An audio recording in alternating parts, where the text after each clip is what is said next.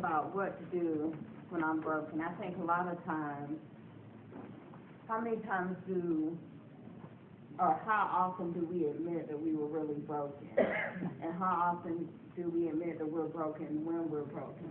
You know, most times it's after we come out of it that we talk about it, and sometimes it's to encourage someone, and really I think that, and myself included when I talk about this, I think that we walk around broken, and we walk around broken for many different reasons, whether it's past hurts and pains, whether it's how, you know, we grew up, stuff from, you know, how our parents raised us, to being, you know, picked on in school because we didn't look a certain way or act a certain way, or, you know, because of our status as far as being single, married, or how many boys, you know, many things, and whether it's been emotional hurt or physical hurt, or because I was never raised or trained up to be a certain way, and now I'm in this environment with all these other women who act a certain way. We have all these hurts, and I think we walk around wearing a mask to cover up the hurt. And the mask can be, I think that our mask, or I feel that our mask is made up with a smile, it's made up with a cute hairstyle, a cute haircut and makeup, made up with a bad outfit. You know, we put on this facade and we wear all this stuff and we do all these things, I think partially to make ourselves feel good, but also to look like we're playing the part, you know, that everything's okay. But on the inside, we're really hurt, we're broken. And sometimes, you know, we may be at different levels, whether it's we're broken in pieces, or we have chunks, or maybe we're split in half, but I think at a certain point in time, we're always at some level of brokenness. And one of the things, the scripture that comes to mind, and we learned this scripture in Search for Significance at St. James, but I think when you are broken and when you realize that you're broken, you truly have to go to God so that He can show you and show you just how broken you are. Because obviously you don't realize it because you're covering it up. And the scripture is Psalms 139, Psalms 139, 23 and 24, and I have the NIV, and it says, "Search me, O God, and know my heart. Test me and know my anxious thoughts. See if there is any offensive way in me, and lead me in the way everlasting." So when you think about it, you're talking to God and you say, "Search me, O God, and know my heart." I think if you're broken, God will pull that out and show you, you know, because that's what's in your heart. Like, your heart's not aligned with Him, your heart's aligned with all those past hurts and those past situations and all that stuff that you're trying to cover up. So I think first you have to ask God to show you who you really are and what you really look like up under all of that. And I think that once you do that, you have to accept whatever it is that God shows you, no matter how hurtful it is, how embarrassing, how harmful, and even no matter, like, you may have thought that you've gotten over something, but when you ask, He brings it back, and so you see that you really didn't get over it, or you think that you've forgiven someone for, you know, how they treated you and things that they said, but when you ask, He pulls it back, you know? So I think you have to accept whatever it is that He shows you and however He presents it to you, no matter how dirty and ugly it looks.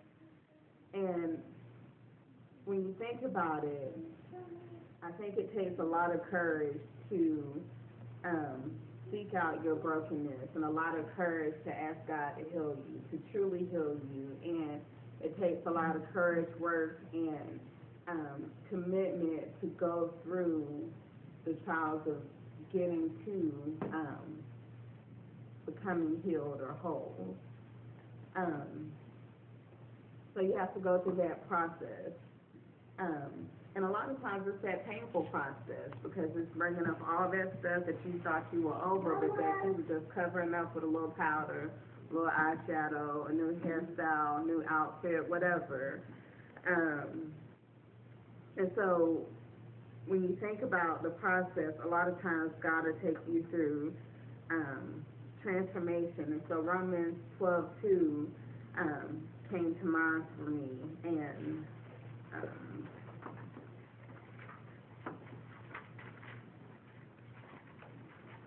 I have a couple of scriptures we're going to turn to. And, I tried to, keep this in the 5 minutes, but when I started, really digging in and really being honest, I was like, okay, Lord, I just got to write it down, and however it goes, that's how it's going to go. But Romans 12:2 says, do not conform any longer to the pattern of this world, but be transformed by the renewing of your mind. And to me, when it talks about renewing of your mind, it's renewing of your mind, your heart, your soul, and all of that goes into one. So don't, go to the world standards and forget about all the worldly things that happen, but be transformed. Then you will be able to test and approve what God's will is, his good, pleasing, and perfect will. And so I think you have to go through that transformation. That's just the beginning of the process. Then you have to allow God to cut off dead branches that you've just been holding on to. And so, because it's dead weight, it's like the bag lady, carrying around all your past. So you have to allow him to cut them off and allow him to prune us. So that takes us to John 15:1-6.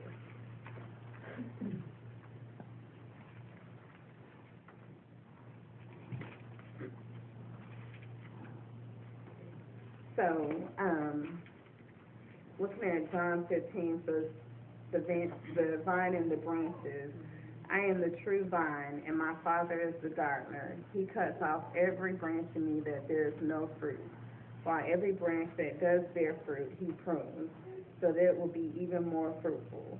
You are already clean because of the word I have spoken to you. Remain in me, and I remain in you.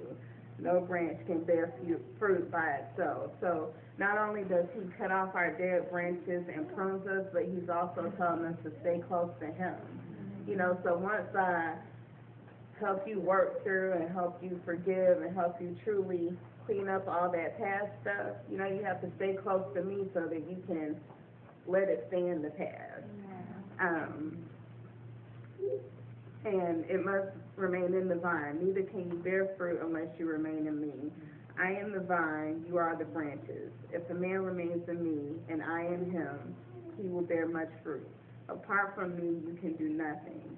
If anyone does not remain in me, he is like a branch that is thrown away and withers. Such branches are picked up and thrown into the fire and burned.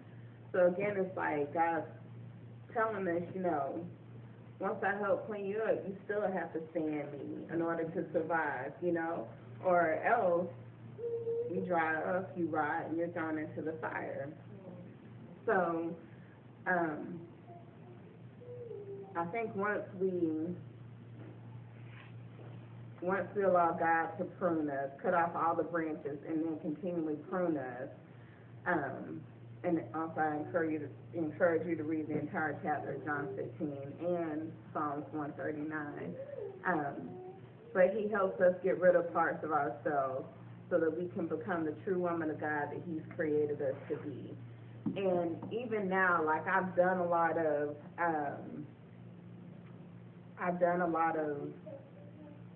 work and allowing God to get rid of dead branches, but he still has to prune me.